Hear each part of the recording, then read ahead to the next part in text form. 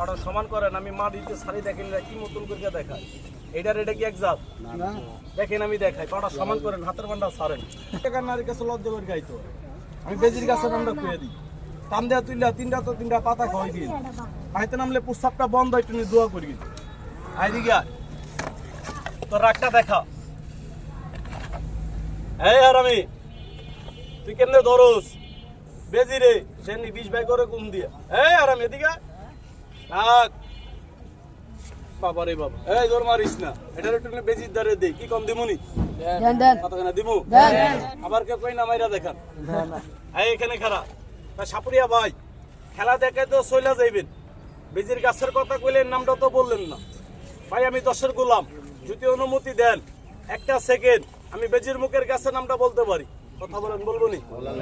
সবাই তো বলেন না, বলবো। দেখেন তো গাছটা চিনেন কিনা ভাই?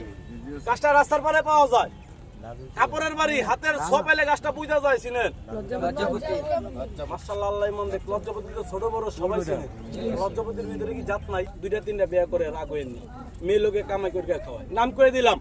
তাহলে আমি যে কালে কম একেলে ধরিস মামু, সামনে আইবেন ভাই। সাপুরিয়া ভাই, সাপ দেখে খেলা দেখে তো চলে যাবি, তুই তো লজ্জাপতি গাছের নাম করলি, আমরা 20 সালে খালি লালদা ভাই, সাদাটা তো পাই না।